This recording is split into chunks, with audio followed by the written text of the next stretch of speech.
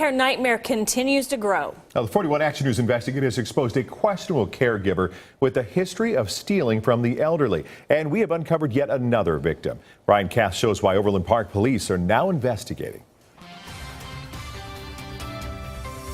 With a diagnosis of dementia, there are things Ed Harnett struggles to remember. You know, it's like a real bad dream. But there is one memory the 71-year-old can't seem to forget. I don't even like to think about her. He's talking about Barb Lowski. In January 2013, the caregiver was working at the house next door. One day, Lowski knocked on Ed's door to see if he needed any help. And like an idiot, I said I could use some help.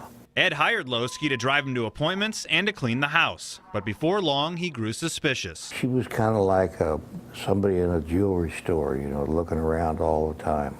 Ed's son, Brian, who lives out of state, heard stories about Lowski over the phone. I remember him saying, she's really, seems like she's looking for where I'm hiding the good stuff. But Brian also knew paranoia could be an early sign of his dad's disease. I feel terrible now seeing that story that she actually was in here doing that. That story was a 41 Action News investigation about Lowski's pattern of deceit. Just before working in Ed's home, hidden cameras caught Lowski stealing from an elderly KCK woman. And a few months later, prosecutors accused her of doing the same thing to Lou Juris, including pawning off her 1941 class ring. It really made me feel violated for my mom. When we questioned her, Lowski didn't have a good explanation. Stealing family heirlooms and pawning it off for cash, how do you do that? I don't know. Why do you do it? I'm not going to answer that. Why didn't you learn your lesson after the first time? I don't know. Yeah, 601 day. After seeing our story, Brian reviewed his dad's financial records.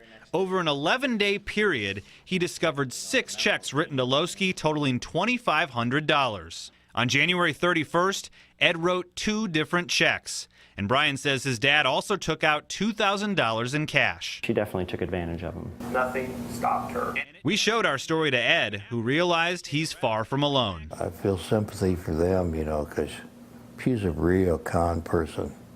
I mean, she is a real con. So get this, Overland Park police did get a call when this first happened, but it's not why you might think.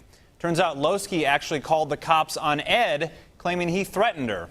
Family members now wonder if she did that to scare him off from pressing any charges. So Mark and Chris, as you can imagine, Overland Park police are now looking into what we just showed you. She's also awaiting a trial in Jackson County for one of those cases, and Wyandotte County prosecutors are looking at revoking her probation. So a lot of moving parts there. We'll, of course, be keeping you posted on all those. Oh, please do. So frustrating. My goodness. Absolutely. All right. It's heartbreaking to see. Thanks, Rain. Thanks. And